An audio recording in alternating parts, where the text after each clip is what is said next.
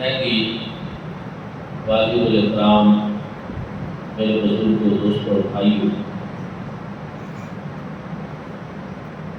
ابھی چند روز قبل انڈیا کے ایک ٹی وی چینل پہ بیٹی کی تنظیم ہے، اس کی ترجمان ہے جو ملعونہ بدنام زمانہ قسم کی عورت ہے۔ حضور نبی کریم صلی اللہ علیہ وآلہ وسلم کی شان اقدس نے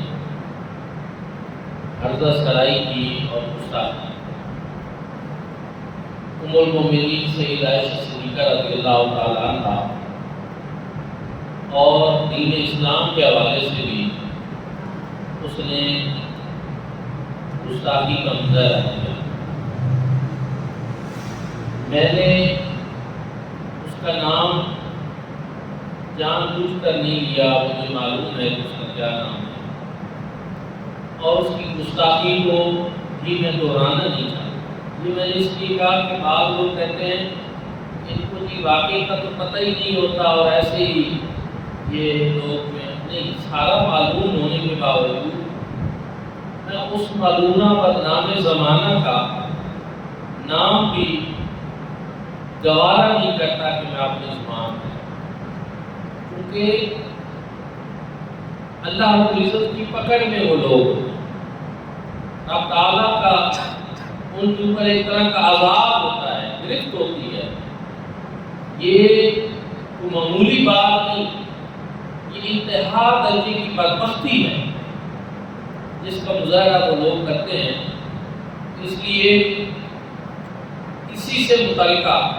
کچھ باتیں میں نے عرض کرنی ہیں۔ دوستوں اور بھائیوں، سب سے اہم چیز یہ ہے، فرانس میں بھی اس سے قبل گستاخی کا مظاہرہ کیا گیا، اس سے پہلے اور بھی ممالک میں گستاخانہ خاکے بھی شائع ہوئی۔ ایک تو یہ ہے کہ ان ساری چیزوں کے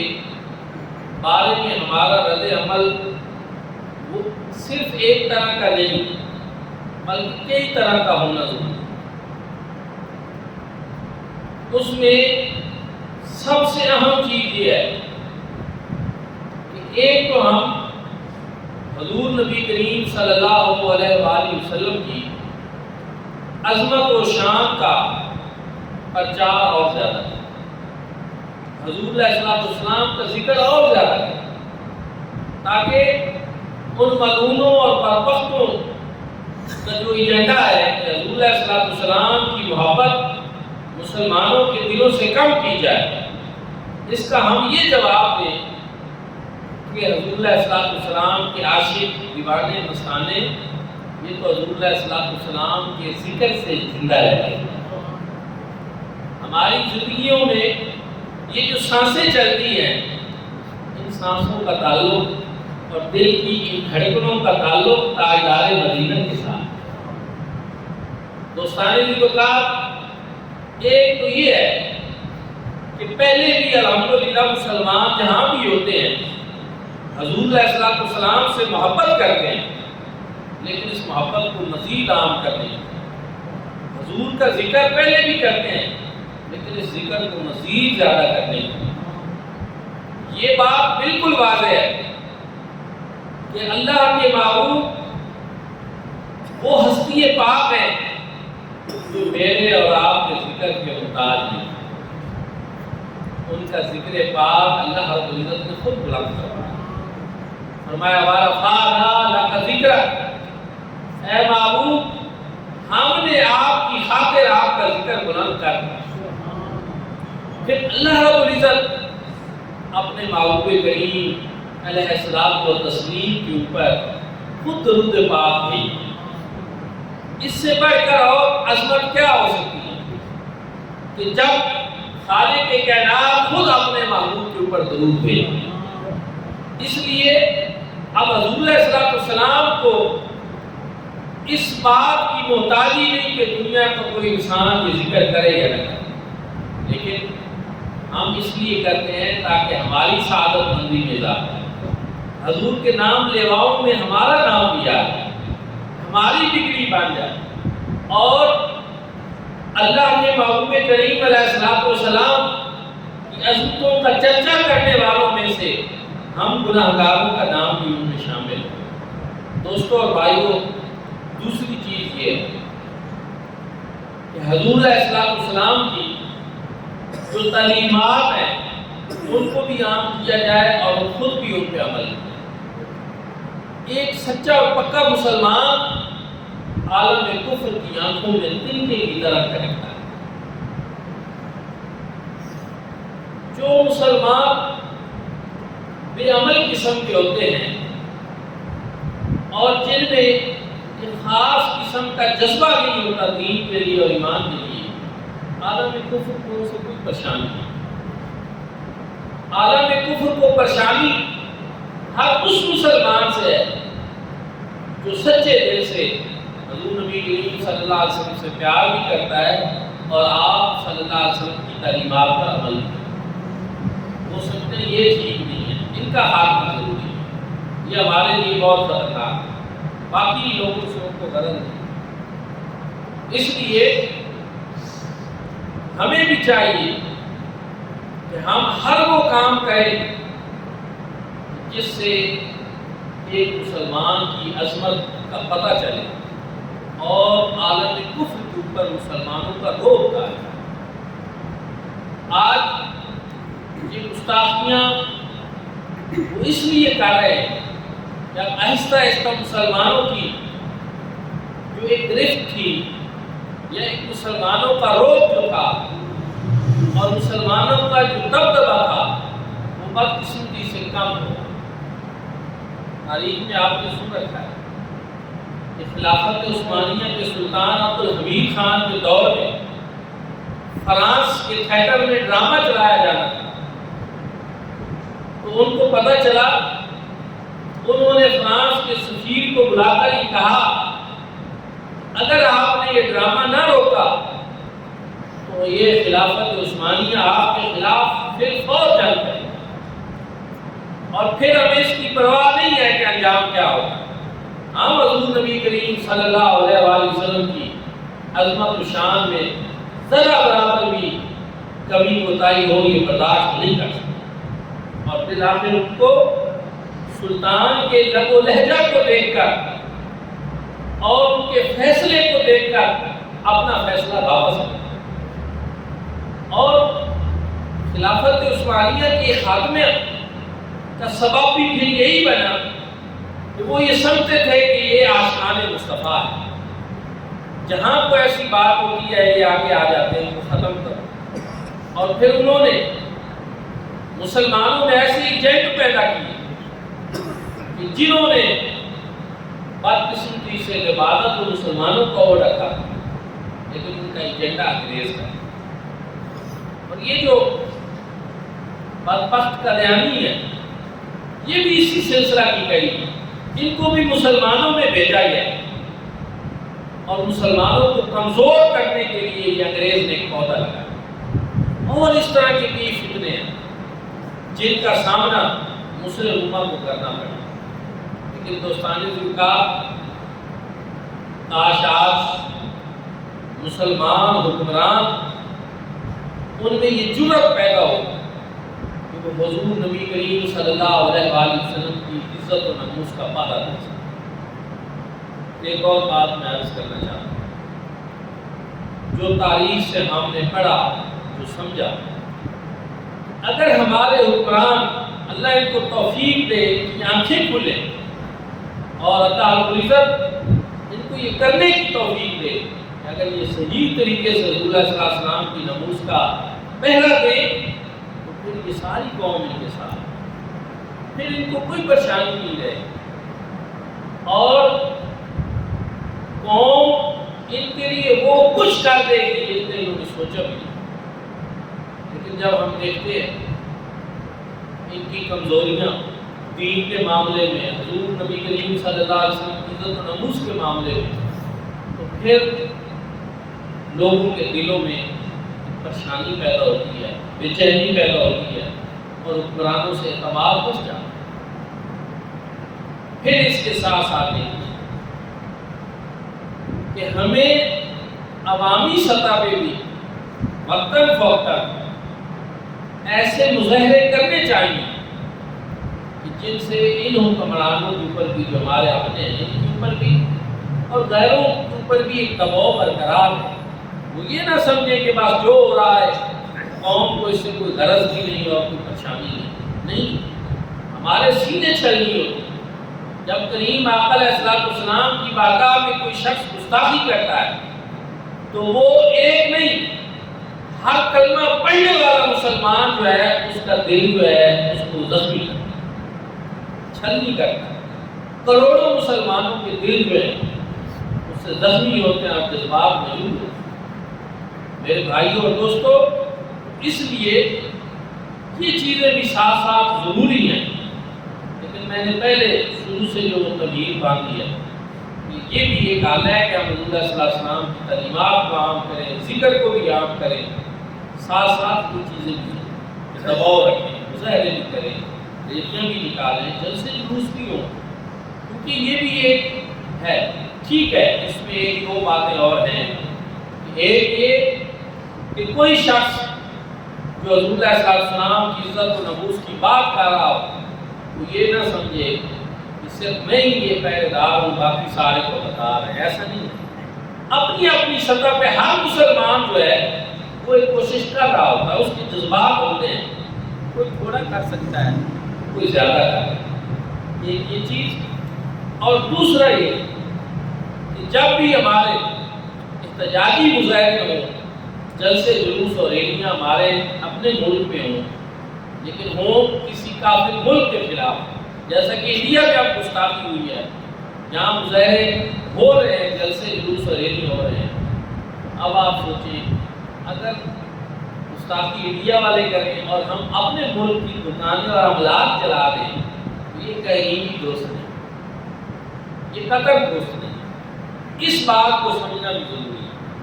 کہ ہونے چاہیے جلسے بھی، جلوس بھی، ریلیاں بھی، دباؤ بڑھانا چاہیے، لیکن ساتھ یہ ہمیں ضرور خیال رکھنا چاہیے کہ اپنے گھر کو آپ مت رکھیں، اپنے معاملات نہ خراب کریں، جو ہمارا مطالبہ ہے اس کو سامنے رکھیں، اور جب علماء گفتگو کریں علماء کو چاہیے کہ وہ گالم گلوچ کی بجائے دلیل سے بات کریں، اپنے علم سے بات کریں۔ اور ہمیں یہ پوری دنیا کو بتانا چاہیے کہ پوری دنیا کے اندر ایک قانون ہے، اگر کوئی کسی شخص کے اوپر کوئی الزام لگا دیتا ہے اور اس کی وجہ سے اس کی شخصیت مجروح ہوتی ہے اور الزام جھوٹا ثابت ہوتا ہے، اس کو ہر جانے کا دعویٰ کرنے کا اختیار ہوتا ہے۔ ہر شخص کو یہ اختیار ہے کہ جی فلاں نے میری حد کے عزت کی، حد کے عزت کا دعویٰ دنیا ہر کی عدالتوں میں دائر ہو سکتا ہے کہ کسی شخص کی عزت مجروح کی گئی ہو اور بلا وجہ انہوں نے میری عزت مجروح کی ہے۔ اب آپ بات سمجھنا، ہم کہتے ہیں کہ جب دنیا بھر میں کسی ایک شخص کی عزت مجروح کرنے کے لیے یہ اختیار دیا گیا ہے کہ وہ اس کے اوپر حق کے عزت کا اپنا دعویٰ بیان کرے اور اپنا حق لے اور اس پہ ہرجانہ کروائے، تو وہ ہستی پاک جو ایک نہیں، دو نہیں، کروڑوں اربوں مسلمانوں کے دل کی دھڑکن ہے، اور جس کے نام نامی سے گرامی کے اوپر لاکھوں کروڑوں مسلمان اپنی گردنیں نثار کرنے کو تیار ہیں، اور جن کی لاکھوں کروڑوں کی ہدایت اس ہستی پاک سے وابستہ ہے، کیا اس ہستی پاک کے بارے میں گستاخی ہو تو پھر ہمیں یہ حق نہیں ہے کہ ہم بات کر سکیں، ہم یہ کہہ سکیں کہ ایسا کیوں ہو رہا ہے؟ دنیا کو بھی اس کا نوٹس لینا چاہیے۔ اس کی ایک وجہ ہے کہ اگر کوئی دنیا کا غیر مسلم ملک بھی یہ سمجھتا ہے کہ انبیاء کرام کی شان میں اس طرح کی گستاخیاں ہوتی رہیں، کوئی فرق نہیں پڑتا، تو یہ ان کی بھول ہے۔ کیوں؟ اس لیے کہ جب حکمران اس کے اوپر نوٹس نہیں لیتے. جب دنیا نوٹس نہیں لیتی ہے پھر اس کا ایک طریقہ اور بھی ہے، پھر غازی علم الدین شہید جیسے لوگ میدان میں آتے ہیں، پھر غازی مرید حسین جیسے لوگ آ جاتے ہیں، غازی عامر عبدالرحمان چیمہ جیسے آ جاتے ہیں، اور غازی ممتاز حسین قادری جیسے لوگ میدان میں. وہ پھر اپنا راستہ خود بنا لیتے ہیں. اس لیے سب سے بہتر یہی ہے کہ پوری دنیا جو ہے، اقوام متحدہ جو ہے، وہ اس سلسلے میں اپنا صحیح رول کرے. حضور نبی کریم صلی اللہ علیہ وسلم یا کوئی بھی نبی ہو، اب یہ نہیں ہم مسلمان دیکھیں اگر عیسائی ہمارے حضور نبی کریم صلی اللہ علیہ وسلم کی شان کی گستاخی کریں تو کیا ہم بدلے میں حضرت عیسیٰ علیہ السلام کی شان کی گستاخی کریں گے؟ نہیں، ہم کسی نبی اور پیغمبر کی شان کی گستاخی کو درست نہیں سکتے، اور بالخصوص حضور نبی کریم صلی اللہ علیہ وسلم. اس بات کو سمجھنا چاہیے. دوستان ذکر حضور نبی کریم صلی اللہ علیہ وآلہ وسلم کی بارگاہ وہ بارگاہ ہے کہ جس کے آداب، جس کی تعظیم، جس کی توقیر کا درس اللہ رب العزت نے خود دے رکھا. اور قرآن مجید فرقان حمید میں اللہ رب العزت نے ارشاد فرمایا ان الذین یؤذون اللہ ورسولہ لعنهم اللہ فی الدنیا والآخرہ وأعد لهم عذابا مہینا. کہ بے شک وہ لوگ جو اللہ اور اس کے رسول کو ایذا دیتے ہیں، حالانکہ بظاہر ایذا تو وہ حضور کو دیتے ہیں، لیکن اللہ تعالیٰ نے یہاں بتا دیا کہ حضور علیہ السلام کو تکلیف دینا، اذیت پہنچانا اور حضور کی بارگاہ میں گستاخی کرنا یہ ایسے ہی ہے جیسے اللہ کو اذیت دینا. یؤذون اللہ ورسولہ لعنهم اللہ فی الدنیا والآخرہ. اللہ رب العزت دنیا و آخرت میں ان کے اوپر لعنت ہے، پھٹکار ہوتی ہے ان کے اوپر، رحمت حق سے ان کو دور کر دیا جاتا ہے. اور صرف یہ نہیں کہ دنیا میں اور آخرت میں پھٹکار، صرف یہ نہیں وَأَعَدَّ لَهُمْ عَذَابًا مُهِينًا. دنیا میں اگر وہ کسی سزا سے بچ بھی جائیں تو وہ یہ نہ سمجھیں کہ ہمیں کسی نے پوچھا نہیں ہے. اللہ رب العزت نے آخرت میں ان کے لیے دردناک عذاب دیا، ان کو عبرتناک انجام سے دوچار کیا جائے. یہ اتنی بڑی سزا ہے. اور حضور نبی کریم صلی اللہ علیہ وسلم نے رسول کریم صلی اللہ علیہ وسلم کو ایذا دینے کی تفصیل خود بیان فرمائی کہ اس کی سزا کیا ہے. ایک کعب بن اشرف شخص تھا اور وہ حضور علیہ السلام کی بارگاہ میں ہجو کرتا تھا، گستاخیاں کرتا تھا. حضور علیہ السلام نے ارشاد فرمایا من لکعب بن اشرف، کون ہے جو کعب بن اشرف کو قتل کرے؟ کیوں؟ اس لیے کہ انہ قد اذى اللہ ورسولہ، کہ وہ کعب بن اشرف وہ اللہ اور اس کے رسول کو ایذا دے. محمد بن مسلمہ اٹھے اور انہوں نے جا کر کعب بن اشرف کا سر قلم کیا، اور قرآن کی اس آیت کی تفصیل بیان ہو گئی. حضور علیہ السلام نے بیان کر دی کہ اللہ اور اس کے رسول کو اذیت دینا اس کی سزا یہ ہے کہ جو ایسا کام کرتا ہے اس معلوم بدبخت کی گردن اڑا. اور میرے بھائی اور دوستوں صرف ایک واقعہ نہیں ہے، ایک یہودی اور ایک منافق مسلمان، ان کا آپس میں کسی بات میں تنازع ہوتا ہے. یہودی فیصلہ حضور نبی کریم صلی اللہ علیہ وسلم سے کرانا چاہتا ہے، جبکہ منافق چاہتا تھا کہ کسی اور سے فیصلہ کرے، کیونکہ یہودی کو حضور علیہ السلام کے عدل و انصاف پہ بھروسہ تھا، اور وہ جو منافق مسلمان تھا اس کے دل میں نفاق تھا، اس کو ڈر تھا کہ میں جھوٹا ہوں اور حضور علیہ السلام نے فیصلہ حق پہ کرا، چاہے وہ یہودی حق پہ ہے تو اس کے حق میں فیصلہ ہو جائے، وہاں نا انصافی نہیں ہوتی. اس لیے اس کے دل میں یہ تھا کہ حضور علیہ السلام فیصلہ نہ کریں. لیکن یہودی اس کو لے کر حضور علیہ السلام کی بارگاہ میں آیا، حضور علیہ السلام نے فیصلہ یہودی کے حق میں فرمایا، کیونکہ اس وقت اس معاملے میں یہودی جو ہے وہ حق تھا. اور آپ کو پتہ ہونا چاہیے حضور نبی کریم صلی اللہ علیہ وسلم ہمیشہ عدل و انصاف کا بولنے والا ہے. ہمیشہ اپنے حق کا ساتھ۔ اب یہ ایک بات ہو سکتی تھی کہ یہ بظاہر کلمہ پڑھتا ہے وہ یہودی ہے، لیکن نہیں، حق کے مطابق فیصلہ کیا، یہودی کے حق میں فیصلہ۔ وہاں سے نکلے تو منافق نے کہا بدبخت نے کہ مجھے یہ فیصلہ قبول نہیں، اور فاروق اعظم کی بارگاہ میں چلے، کیونکہ قرآن نے کہا کہ اشداء علی الکفار، یہ شان ہے جناب فاروق اعظم کی کہ وہ کافروں کے اوپر بڑے سخت ہیں۔ تو ہو سکتا ہے اس کے یہودی ہونے کی وجہ سے وہ میرے ساتھ رعایت کرتے ہیں اور وہ فیصلہ میرے حق میں کرتے۔ یہ سوچ کر جب جناب فاروق اعظم رضی اللہ تعالیٰ عنہ کی بارگاہ میں گئے اور وہاں بات پیش ہونے لگی تو یہودی نے احسا سے یہ بھی بتا دیا کہ جناب یہ جو معاملہ اب آپ کی بارگاہ میں لایا گیا ہے اس کا فیصلہ پہلے میرے حق میں مصطفیٰ کریم صلی اللہ علیہ وسلم۔ جب یہ بات جناب فاروق اعظم رضی اللہ تعالیٰ عنہ کو پتہ چلی، آپ نے فرمایا ٹھہرو میں ابھی فیصلہ کرتا ہوں۔ دار کے اندر گئے، تلوار لے کر اور اس منافق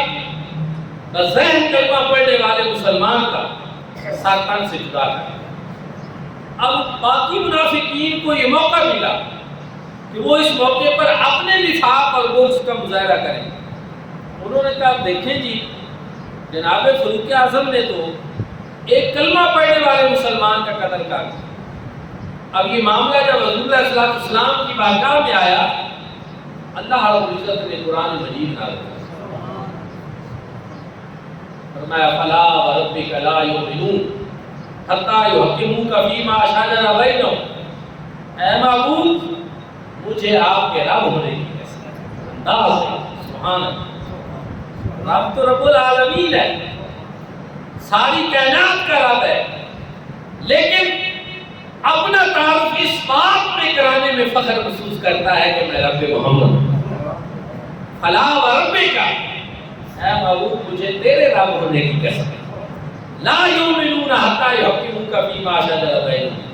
کوئی شخص اس وقت تک ایمان والا ہو ہی نہیں سکتا جب تک کہ آپس کے جھگڑوں کے بارے میں آپ کے فیصلے کو قبول اور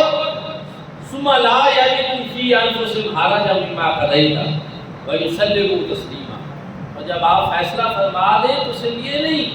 کہ فیصلے کو ظاہری طور پہ قبول کریں، اس فیصلے میں دل میں بھی کوئی تنگی محسوس نہ کریں، دل و جان سے صحیح طریقے سے اس فیصلے کو قبول کریں۔ دوستان انکار گویا اللہ رب العزت نے قرآن نازل کر کے یہ بتا دیا کہ وہ جو فاروق اعظم نے جس کی گردن اڑائی ہے، سب سے پہلی بات تو یہ ہے کہ جب اس نے رسول اللہ صلی اللہ علیہ وسلم کا فیصلہ نہیں مانا تو اس کے ساتھ ہی اس کا ایمان ہی ختم، پھر اس کے کلمہ پڑھنے کا کوئی اعتبار ہی نہیں، اور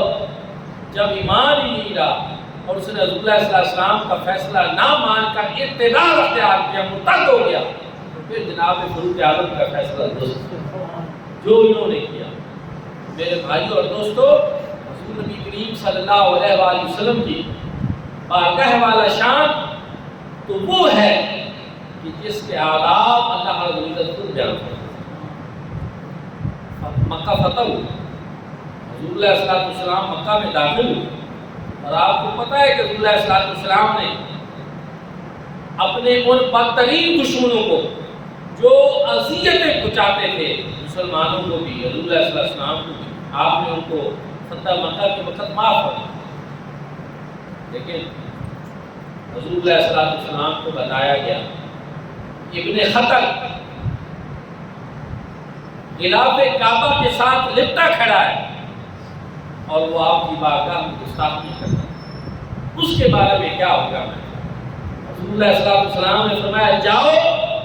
اس کو جا کر وہاں پر ہی قتل کر دو، اگرچہ حرم مکہ وہ جگہ ہے کہ جہاں انسان چیونٹی کو نہیں مار سکتا، جہاں انسان کسی کو تکلیف نہیں دے سکتا اور وہاں کسی کا خون نہیں بہا سکتا، لیکن رسول اللہ صلی اللہ علیہ وسلم نے فرمایا ابن خطل کی گردن وہاں اڑا دو، اگرچہ وہ غلاف کعبہ کے ساتھ بھی لپٹا ہوا ہے۔ اس کا مطلب یہ ہے کہ جو رسول اللہ صلی اللہ علیہ وسلم کی بارگاہ کا گستاخ ہو جاتا ہے وہ خانہ کعبہ کے غلافوں میں بھی لپٹا ہوا ہو تو اس کے لیے کوئی معافی کی گنجائش نہیں۔ اور میرے بھائی اور دوستو، اس سے یہ بھی پتہ چلا کہ گستاخ رسول کو کوئی دنیا کا انسان اپنی طرف سے معاف نہیں کر سکتا۔ یہ معاملہ جو ہے براہ راست اللہ رب العزت کے پاس، اس دنیا میں اس کی سزا یہی ہے کہ اس کی گردن اڑا دے۔ اور ہمارا ملک کا آئین یہ کہتا ہے، قانون بھی یہ کہتا ہے۔ اب جو بھارت کی ملعونہ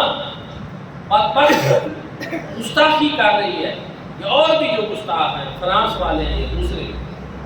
اس موقع پر ہم سب کی یہ ذمہ داری بنتی ہے کہ اپنے اپنے دائرہ کار میں جو ہمارے پاس صلاحیتیں ہیں، ہم ان بدبختوں کے خلاف ان کو استعمال کریں۔ یہ محراب و منبر، اس پہ بھی ہم بات کریں، میڈیا اور سوشل میڈیا پہ بات کریں، اور اپنے حکمرانوں کو بھی یہ کہیں کہ وہ بھی بھرپور طریقے کے ساتھ میڈیا سے بات کریں۔ سنا ہے کہ اس کی پارٹی نے اس کو اپنی پارٹی سے اس بات پہ نکال دیا، لیکن یہ کافی نہیں ہے۔ اس کی جو سزا بنتی ہے وہ اس کو ملنی چاہیے۔ اور اگر پوری دنیا کے مسلمان، اس مرتبہ ہمیں یہ پتہ چلا کہ عرب میں چونکہ انڈین مصنوعات زیادہ بکتی ہیں، پاکستان میں انڈین مصنوعات کم ہیں، لیکن ہماری نوجوان نسل کا اخلاق خراب کرنے کے لیے یہاں انڈین چینلز اور گانے اور ویڈیوز بہت ہوتی ہیں۔ میں یہ کہوں گا کہ ویسے بھی مخرب اخلاق چیزوں کی اسلام اجازت نہیں دیتا۔ عام حالات میں بھی یہ ٹھیک نہیں ہے کہ لوگ انڈین فلمیں دیکھیں، گانے دیکھیں، یا ان کی انڈسٹری جو ہے فلم انڈسٹری اس کے لیے تقویت کا باعث بنے، یہ اور دنوں میں بھی درست نہیں ہے۔ لیکن بالخصوص آپ جبکہ وہاں حضور علیہ السلام کی عظمت و شان کے بارے میں گستاخیاں ہو رہی ہیں، تو پھر تو ہمارے اوپر یہ بدرجہ اولا یہ بات لازم آتی ہے کہ ہم اس طرح کی جتنی چیزیں ہیں ان کا بائیکاٹ کریں۔ کوئی بندہ، کوئی جوان جو ہے وہ نہ کوئی انڈین فلم دیکھے، نہ گانے دیکھے، اور نہ کوئی ایسی چیز خریدے جس کا تعلق انڈین مصنوعات سے۔ اور ہمارے حکمرانوں کو چاہیے کہ انڈین سے تجارت بند کریں۔ عرب کی دنیا میں بہت ساری جگہوں پہ ہم نے دیکھا کہ انہوں نے اس مرتبہ جو ہے اپنا سخت رد عمل اور ان کی مصنوعات کو اپنی دکانوں سے نکال باہر پھینکا۔ سب سے زیادہ جو ہے یہ اہم چیز ہے کہ جب معیشت پہ ضربے کاری لگتی ہے تو بڑی آنکھیں کھلتی ہیں۔ یہ ایک بہترین طریقہ ہے احتجاج کا، یہ کرنا چاہیے۔ اور میں بھی امید کرتا ہوں کہ انشاءاللہ ہمارے حکمرانوں کو بھی اللہ یہ توفیق دے گا، وہ اس پہ مؤثر احتجاج کریں گے، مؤثر پالیسی اپنائیں گے، اور کہیں بھی کسی ملک میں بھی حضور نبی کریم صلی اللہ علیہ وسلم کی عظمت و شان کی گستاخی ہو تو دنیا میں جہاں بھی کوئی مسلمان ہو یہ اس کے لیے ناقابل برداشت ہے۔ ایک مسلمان یہ گوارا نہیں کر سکتا حضور نبی کریم صلی اللہ علیہ وسلم کی عظمت و شان میں کوئی بدبخت ملعون ایسی ناپاک جسارت ہے۔ میرے بھائیوں اور دوستو، ایک چیز یہ ہے کہ احتجاجی جلسوں اور ریلیوں کے ساتھ ساتھ یہ ہے کہ ہم درود پاک کی کثرت، حضور علیہ السلام کے ذکر کو اور عام کریں، حضور علیہ السلام کی تعلیمات کو اور عام کریں، اور عالم کفر کو یہ بتائیں کہ تم یہ سمجھتے تھے کہ مسلمانوں کے دلوں سے اس طرح حضور علیہ السلام کی محبت کو ہم کم کر دیں گے، تو یہ ان کی بھول ہے۔ مسلمان تو حضور علیہ السلام پہ مار مٹنے کے لیے بھی تیار ہے اور آپ کی تعلیمات کے فروغ کے لیے بھی۔ یہ بھی چیز ہے کہ کہا جاتا ہے کہ مسلمان ایسے جذباتی ہیں جو ناموس رسالت کے لیے تو گردن کٹانے کے لیے تیار ہو جاتے ہیں، لیکن 5 وقت کی نماز کے لیے تیار ہیں۔ یہ بھی سوچنے والی چیز ہے کہ اگر آج ہماری مساجد آباد ہوں، ہماری خانقاہیں آباد ہوں، ہمارے مدارس آباد ہوں، اور اس ملک میں صحیح معنوں میں جس طرح وہ صاحب کردار ہمارے بزرگ اور اسلاف تھے اس طرح کے لوگ ان کو دیکھنے کو ملے، ان کے اوپر ویسے ہی ایک روک تاری، ان کو یہ جرأت ہی نہ ہو کہ وہ کوئی ایسی بات کرے۔ یہ صورتحال اسی وجہ سے ہے کہ آج بدقسمتی سے ہمارا اخلاق و کردار جو ہے اس کی صورتحال ہے۔ دعا کہ اللہ کریم ہم سب کو عمل کی توفیق دے۔ آج جمعہ تو مبارک ہے اور ساتھ یہاں